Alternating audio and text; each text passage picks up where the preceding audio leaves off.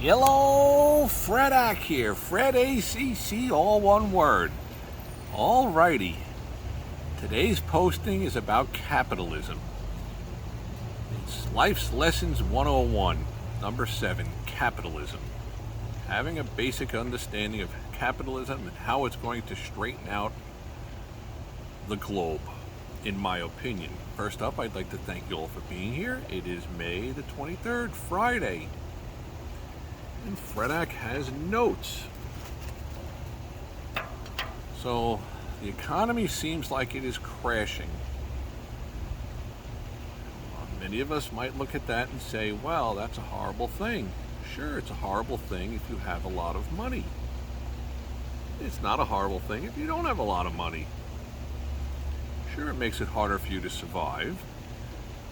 And I'd like to say thank you all for being here. This is not financial advice, just the ideas that are swirling around in Fredak's head. And I hope you subscribe, and I hope you take a look at some of my past postings. For those of you that are new here, Fredak is on here just trying to share some knowledge. Knowledge is power. And if it doesn't agree with you, in one ear, out the other. Garbage in, garbage out. If you find a nugget of knowledge that might seem logical, absorb it. You might even pick up some information that changes your life financially. That would be a wonderful thing. As I posted back in October, generational wealth, I tried to lean people towards purchasing XRP at 52, 53 cents, 51 cents. You had a good 3 weeks before it started to run. And I think it's going to run again. You've had a good 3 months to get this thing in the $2 range.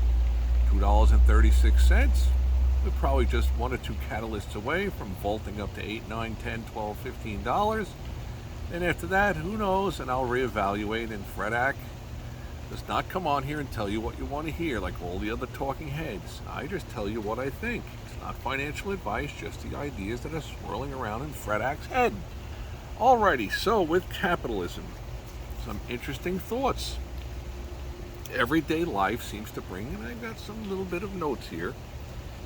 Went for some kind of medical procedure yesterday. Those things happen as you wear on in time. Nurse that I was chatting with from Bulgaria. Something came up about money's getting tight. They said something about the economy. We stumbled into the economy, and she asked a question of like, so the government, how do they just pay for all these things? And I said, well, they just print more money. They just print money out of thin air. That's the amazing thing about the wonderful advantage that the U.S. government has, because they are the reserve currency of the world. They've just been printing money like mad. Alrighty, but let's go to the notes here. So, of course, the government, any government, is going to want to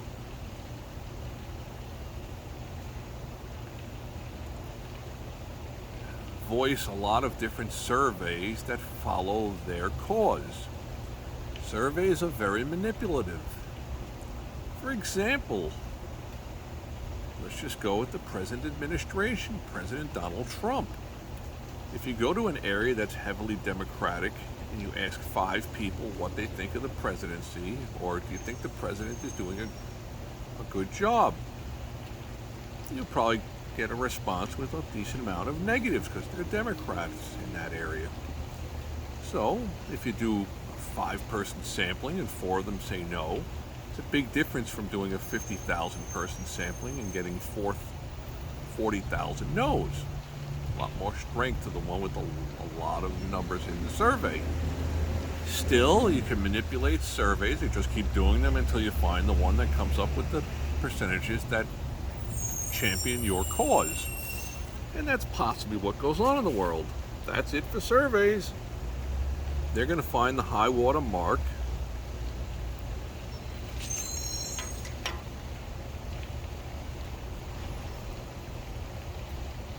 People love to be told, oh, you look great. You look really great. Well, let's be realistic. You're hanging out with a friend, you bump into someone else that you know. They don't know the friend that you're with. And you say, oh, by the way, it's my friend Jimmy's birthday. They're going to say, oh, really? How old are you? So let's say Jimmy is 39. Most people tend to fudge the number a little bit low. He says, oh, 30, 34. Oh, happy birthday.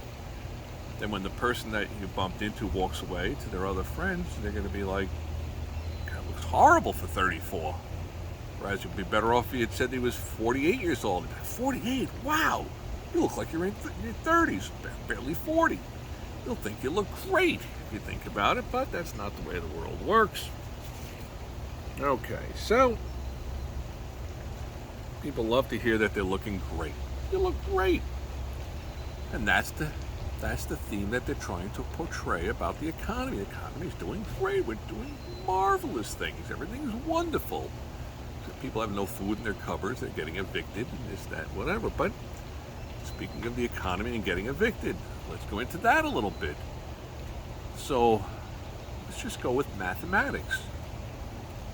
If you have a job, fake numbers, and you work 8 hours a day, and you earn $80 a day. No taxes. Let's just go with no tax. It's a cash job. You're making $80 a day. But it costs you $110 to stay alive every day. At a certain point, it's not going to work out.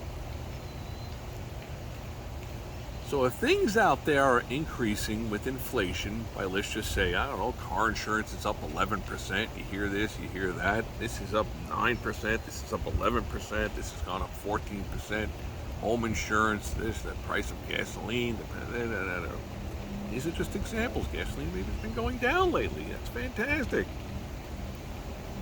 Still, if your salary only increases 4%, it's only a question of time before you run out of income to survive. I use a lot of analogies to transfer the ideas from my head into your heads. You're out gardening in your yard, and some big leech sticks onto the middle of your back. You can't reach it. Okay. The leech sucks an ounce of blood each day out of you, and your body produces an ounce of blood a day. So it's kind of like not a symbiosis, but it's survivable.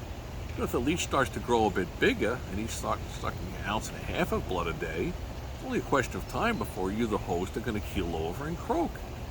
And then the leech will have to go find another host. Kind of what capitalism does. It's the great equalizer. What do they say for socialism, communism? Works great until you run out of spending other people's money. Something like that. Alrighty, so I have numerous postings out there today, and a lot of good postings out there about life in general. Why? Because I've been around the block a few times chasing after that thing called money. You subscribe, you listen in, maybe you change your life financially a little bit. I've posted a lot of things about XRP, about the crypto world. And today we're zeroing in on capitalism, the economy. Alrighty, this is a very interesting thought.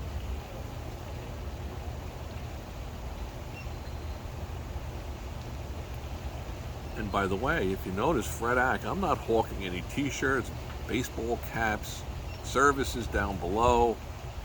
Most of these other talking heads, they're deriving their income from this. I'm not deriving anything, just the satisfaction of the comments that people leave.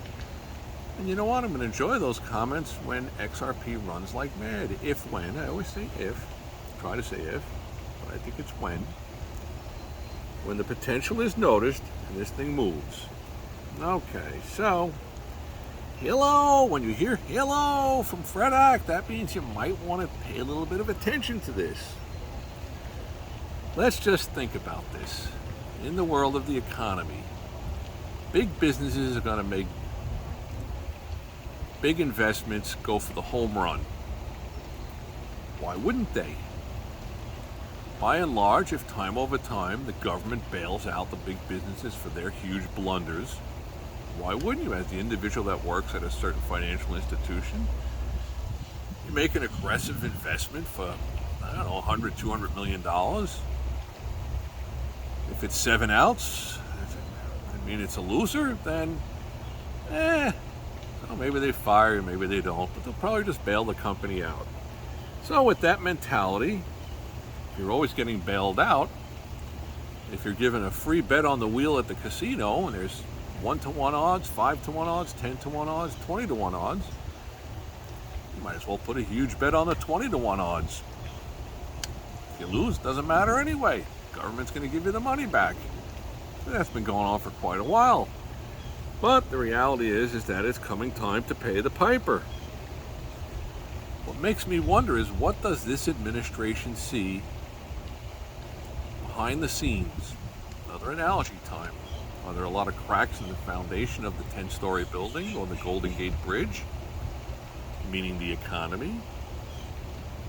They're certainly being very, very aggressive to try to cut back on all the money that's being squandered. And it's a tremendous amount of money. Like the nurse said to me yesterday, so what do they tax everybody? I said, no, they just print more money out of thin air. She's like, really? I said, sure, there's tens of billions of dollars just printed out of thin air. You don't have the money to back all this stuff. And the time is coming to pay the piper. But the reality is that if a restaurant increases their prices by 20%, I'm stretching this example mathematically to prove a point, but people do not have the disposable income to go to that restaurant, what will probably happen to that restaurant? It will probably go out of business. So for all of the percentage increases, is going to have to be a major reset coming up in the very near future. And I've been professing this for quite some time. I posted something on Black Friday at the shopping mall that there was barely anybody there. And I realized this is just one local shopping mall. Well, from what I understand, this is plaguing shopping malls all across the United States. Commercial real estate is like the early signs of a patient that's becoming ill. And you can see for rent, for sale, aggressively, wherever you go, whatever part of the nation you go to, small towns, big cities, wherever it is, because people are just tapped out. The time has come where they've given money out to people for so long that, and they just can't do it anymore because the world is realizing that the king has no clothes. If you ever look at that fable. So the reality is that things cannot increase more than what people are willing or capable of paying. And that's the saturation point that we are at. In capitalism, the beauty of capitalism is that it will level the playing field. It's like water. If you take a cup of water and you pour it on the floor of your kitchen, wherever it pools up, that's the low point, the low water point of your kitchen floor. That's what capitalism will do. Capitalism will weed out whatever is not efficient and leave us with efficient. And that moment is probably upon us. It's already in play, in my opinion. I hope you're following along with the Fred Act postings, life lessons. There's numbers of them, a group of them out there. They're helpful stuff. Help avoid you keep more money in your pocket. And as I've stated before, with I think the economic downturn that is coming, and I think the tariffs are only going to extrapolate that, they're going to increase it exponentially, which long term will probably be a good thing for the U.S. economy and for the globe. And I can go into more things about how the U.S. used to produce quality products, but that has all gone to the wayside. And now we've evolved to a point where pretty much nobody really wants to do much of anything. Seems, in my opinion, the majority of people that have some kind of a job or a function, they just show up there and they do whatever the barest minimal is. There's no more striving for people. Let's be real. You show up at your job on time and you actually do some work, you're a superstar compared to the rest of the people around you. It's not good, but it's time for the reset button. Time for that to happen. Long overdue, probably. Just my opinion. Once again, Fred Act doesn't tell you what you want to hear. I tell you what I think inside my head. And I think there are some rough times coming. I strongly recommend to each of you that do subscribe and take a look at this. Batten down the hatches. Figure out some ways to start saving a little bit of money here or there, because there's going to be tremendous opportunity when you can buy things, whether it's real estate, automobiles, whatever. Yeah, they swung way out of whack, of course. Everybody wants to be a speculator, and free money, interest-free money will always do that. Kind of like absolute power. It corrupts absolutely. Understandable human nature. Hope you subscribe. Leave any comments you might have down below. Knowledge is power, as I've said many, many times. Hope all your days are winning ones. Thanks for stopping by.